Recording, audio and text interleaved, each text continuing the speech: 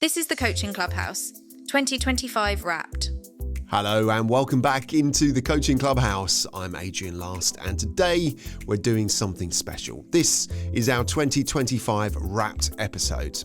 Across last year, I spoke with an extraordinary mix of coaches, leaders, psychologists, creatives and thinkers. We've explored everything from AI and inclusion to burnout and bravery, to identity, neuroscience, neurodiversity, and even the power of a golden doodle called Miss May.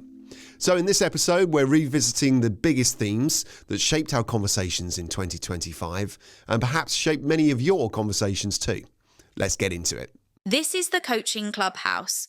We're starting with Professor Rebecca Jones because Rebecca set the tone early in the year. Despite all the noise about technology, coaching at its heart is still about people. Things in coaching, in some respects, things evolve quite slowly. You know, lots of what we do in coaching hasn't changed massively. In fact, at Henley Business School, we're celebrating 20 years of our coaching certificate this year. Wow. Congratulations. Yes, yeah, it's amazing. I haven't been there for 20 years, but so we've done a bit of reflecting back, and some of my colleagues have been practicing coaching for 20 years, and it's been interesting hearing from them in terms of what's changed and what hasn't changed over that time. In fact, there's perhaps quite a few things that haven't changed that much, even in 20 years. So in 18 months, I'm not sure a huge amount has changed. Although I would say, I think there are certain conversations that are gaining more traction over the last 18 months. And one of those is around the use of AI and how that might influence the coaching profession, and perhaps what we need to do as coaches to adapt to this change that's coming. So that certainly seems to be an ongoing conversation. And, something which is very close to my heart, but I think is certainly the circles that I move in, if you like, is around diversity and inclusion and coaching, and perhaps the role or place that coaches have got to play around supporting diversity and inclusion in organizations. And that links to this whole debate around whether as coaches we're truly impartial or neutral, whether we have biases or whether we can ever be completely non-judgmental. And I think there's, especially given the current political climate around certain parts of the globe, it seems to be important conversations that are happening at the moment. That landed with so many listeners because it's a reminder that inclusion isn't a trend, it's a responsibility. And it also raises a challenge for all of us. How aware are we of our own bias and our own defaults? Rebecca also reminded us that while the world changes rapidly, many of the underlying challenges people bring into coaching are still remarkably consistent. Many of the similar challenges are still there. It's things like how to navigate and manage very challenging workloads and your own well-being, plus your desire to progress, and kind of just how do we cope with that as individuals in that doesn't seem to be pulling back. The kind of always on culture is as prevalent as ever. Yeah.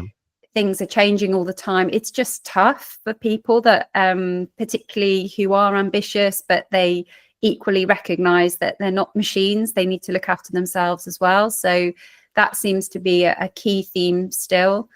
And there are also, for me, certainly with the clients that I work with, it's things like understanding their own confidence and self-belief and the kind of narratives they tell themselves and how that might help or hinder their progress at work.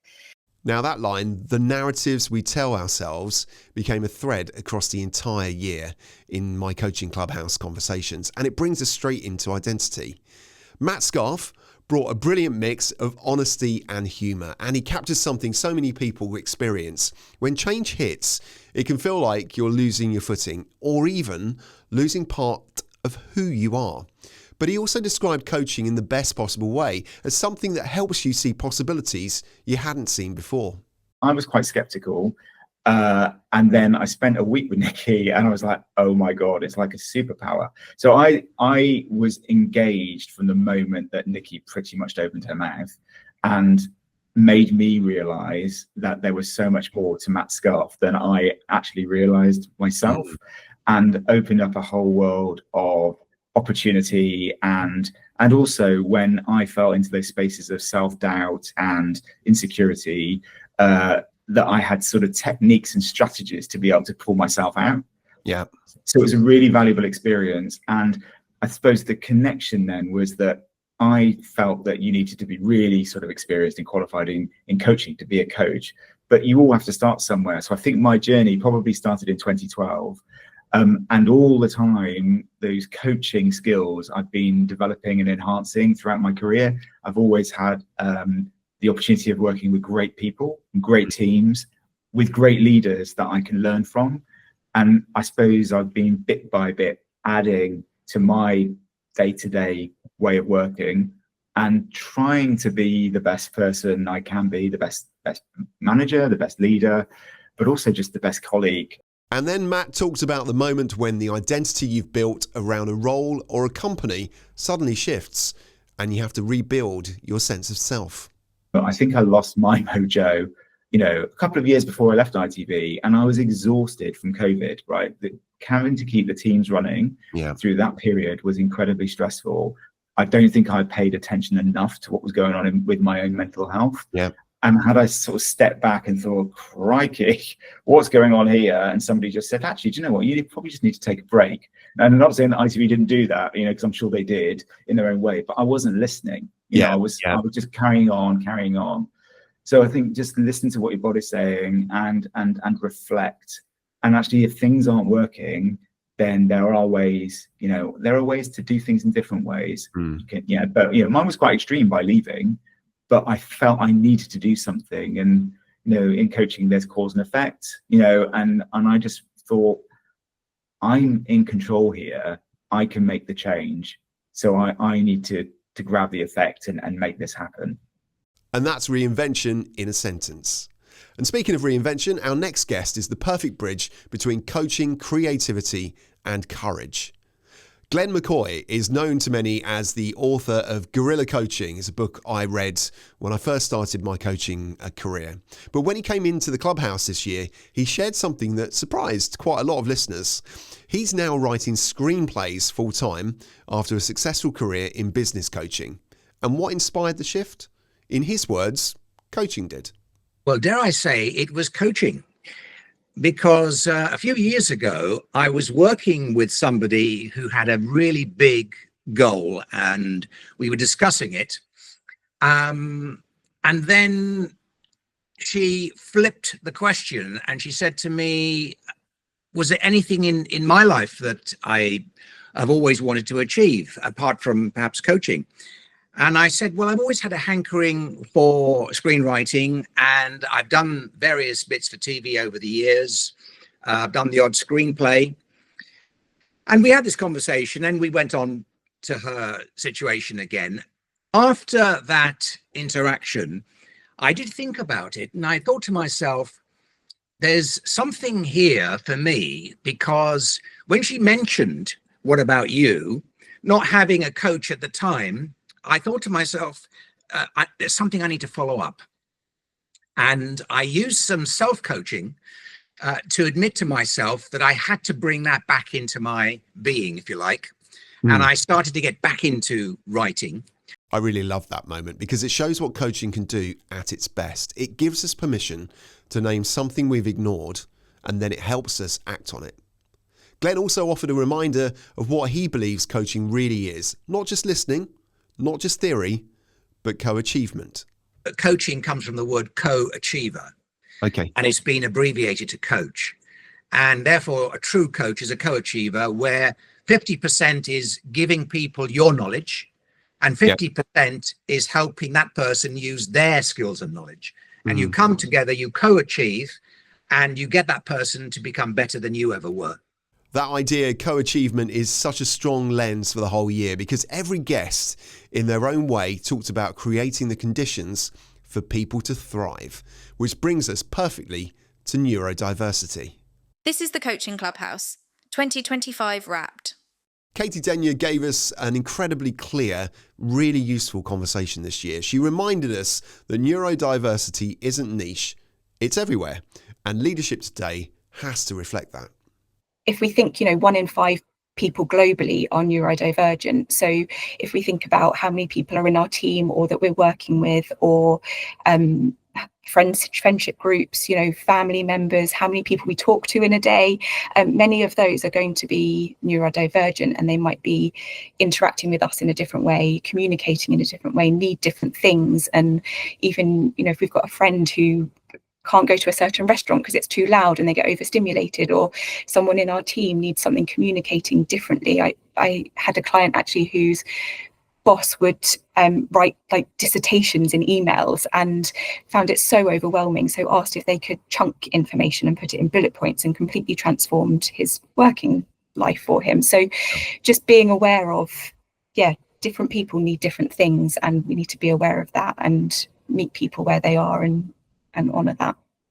And Katie explained how neurodivergence can show up in coaching, not as problems, but as patterns we can work with compassionately and practically. Nancy Doyle talks about this in her book, and she gives kind of 4 key or typical topics, I suppose, that come up. And I'll talk about this in relation to ADHD and dyslexia because that's where I work. Other neurodivergents will show up very differently. But there's kind of the cognitive stuff. So they might talk about having difficulty getting started on things, whether that's tasks or even in the session, not knowing where to start. They might lose their train of thought, or kind of topic jump, go on tangents a little bit. They might talk a lot in metaphor because they're really good storytellers and they're very visual. They might talk about not being able to switch off and having a very busy brain. So that's some of the kind of cognitive stuff. There's also behavioural things. So they might miss sessions, be late for sessions, talk about running late all the time. They might talk about hyper-focusing. So they'll focus on things for a really long period of time, feel like it's only been a few minutes, meanwhile kind of forgotten to go to the loo, eat, all that kind of stuff. They might talk about getting distracted, impulsivity, oversharing, that kind of stuff in behavioural. Then there's kind of emotional stuff. So particularly for ADHDers, they have experienced rejection sensitive dysphoria, so increased sensitivity to rejection and criticism. So that will come up in coaching sessions as well as feeling emotions much more intensely and difficulty self-regulating. So that could be some emotional stuff. And then kind of a relational piece around worrying about how they're perceived by others, and then spending quite significant amount of time kind of ruminating and worrying about situations or interactions and how they went and how they were kind of perceived by other people. For me, the takeaway was simple. Inclusion isn't treating everyone the same. It's treating everyone as an individual. And if we're talking about individuals, we have to talk about the brain. Yvette Jeal brought neuroscience into the clubhouse in a way that felt grounded and immediately useful, especially around stress, performance and change. I've always been interested in the brain and how it influences our behaviours, our actions, our reactions, our habits and decision making, all of the stuff that comes into coaching. And so I guess that intrigued me into learning a little bit more about it and going into studying neuroscience. And that opened up like a whole new world. And I would say it's been a real game changer to be able to bring that into coaching. And it sort of gives coaching a scientific backbone, I'd say. And it means that whatever issues clients are bringing along, you're able to give them really specific tools to help them. So whether that's change, stress, innovation, creativity, whatever it might be, you're able to sort of really home in on tools and techniques that are science-backed to help them. And her explanation of the Goldilocks zone of stress was one of those moments where you can almost feel people listening and going, oh, that's me. One of the sessions I run, it's called the Goldilocks of the brain. And it's all about your prefrontal cortex, which sits right behind the eyebrows, which is incredibly sensitive to stress. But what's really fascinating about it is it needs a certain amount of stress, but not too much. And that's why it's called the Goldilocks, because it needs just the right amount of stress and stimulation. And when we have too little or too much, it leads us to the same place, which is foggy thinking, can't retrieve memories, can't achieve our goals, lack of empathy, all the, when people are getting very irritable, everyone's, incompetent, is that, it's because you're stressed. But it's interesting that people do need enough stress as well. So, you might have situations in companies where people are stagnated in a role and they're not actually being challenged enough, and they might need a stretch project. Or that somebody is overwhelmed, which we're seeing a lot of, overwhelmed, and there's too many neurotransmitters, flooding the brain, and they're not able to perform at their optimum. So as a leader, you really want to be able to get people working smartly. And that's what the session dives into, how to do that. And that sweet spot where people can operate at their optimum is different for every person. That balance between performance and well-being is the perfect bridge to our next guest. Clive Leach challenged something many of us fall into, the idea that if we just push harder, we'll get there. But Clive reminded us, sustainable performance depends on how we are, not just what we do.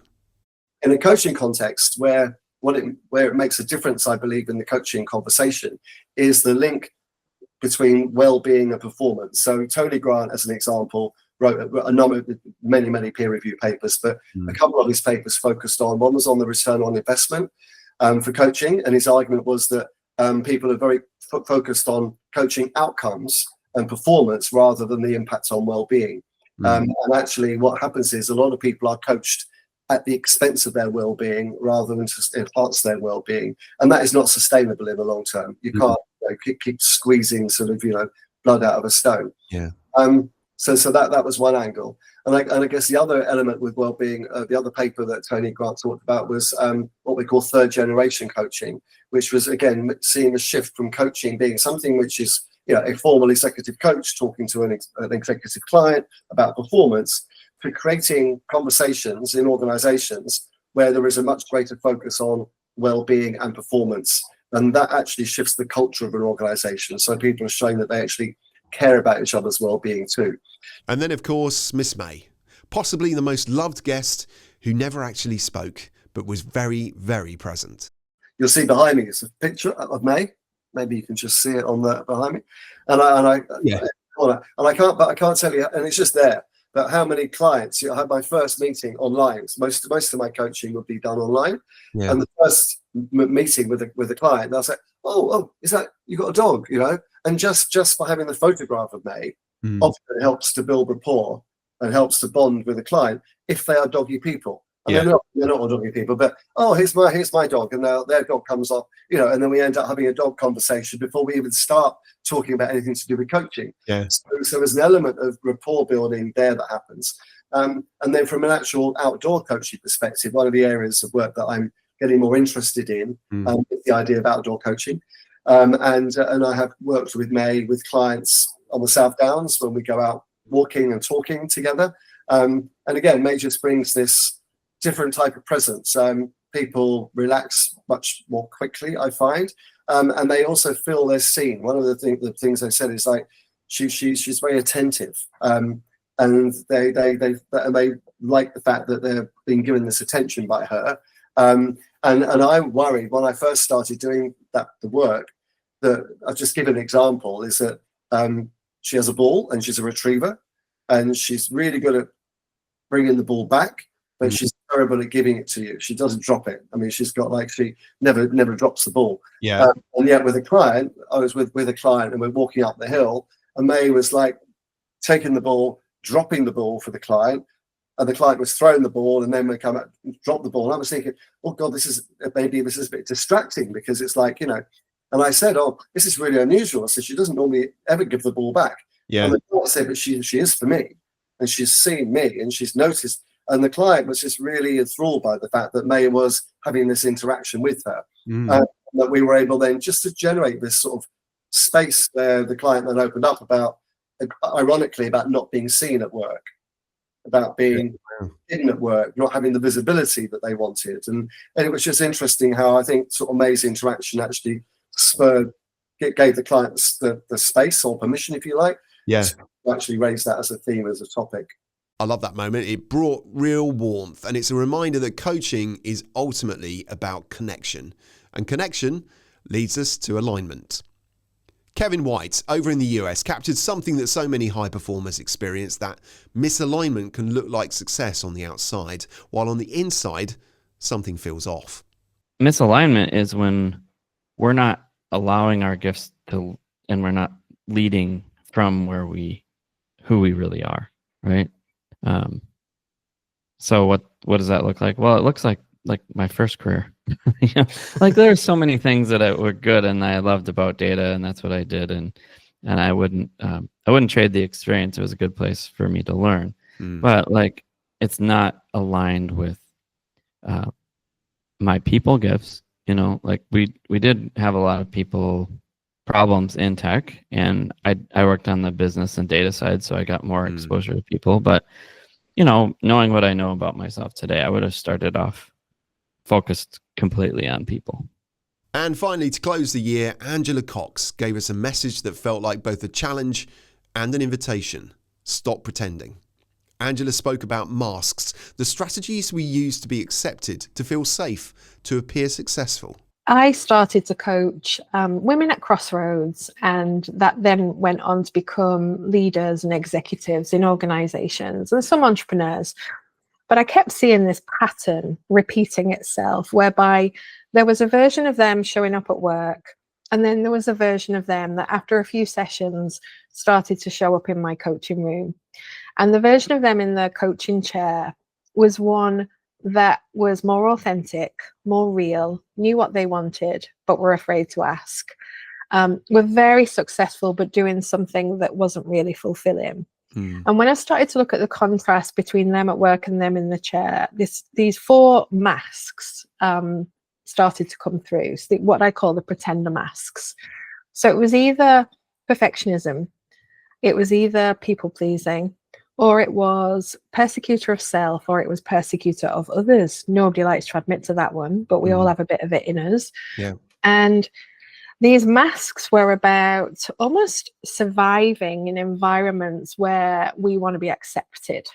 And rather than feel like we can bring the real version of us into that environment, we put on the mask of, I mustn't make a mistake, I've got to get everything right. And if I do that, I'm safe and everybody's going to like me and need me.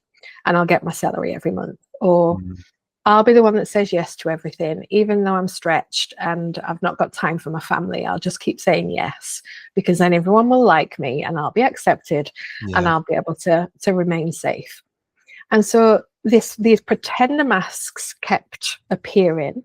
And what I found was they were linked to low self-value, low self-trust, where we weren't backing ourselves. We weren't saying yes when we meant yes. We were saying no instead.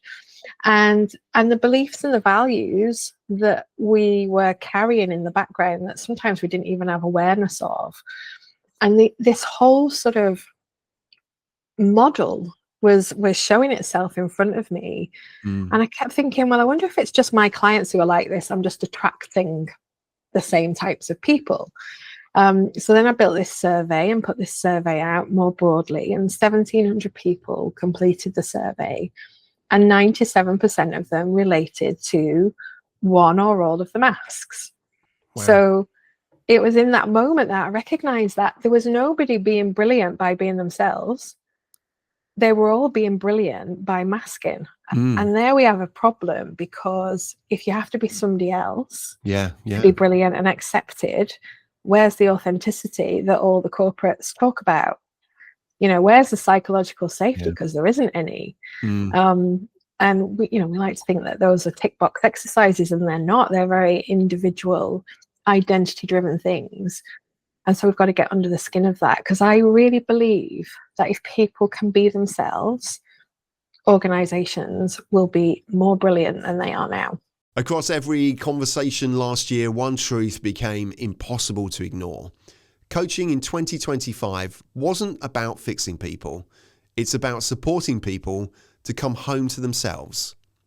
Thank you to all my guests last year, Rebecca, Matt, Glenn, Katie, Yvette, Clive, Kevin and Angela. And thank you for listening and supporting the Coaching Clubhouse. If you've enjoyed these conversations, please subscribe on YouTube, hit that button or wherever you get your podcasts, and join me again throughout this year in 2026 for more honest conversations about coaching, leadership and the human experience. For now, take care, look after yourselves, and I'll see you soon here in the Coaching Clubhouse. The Coaching Clubhouse is produced by Adrian Last Coaching. Subscribe now to get notifications about new episode releases and find out more at adrianlast.co.uk.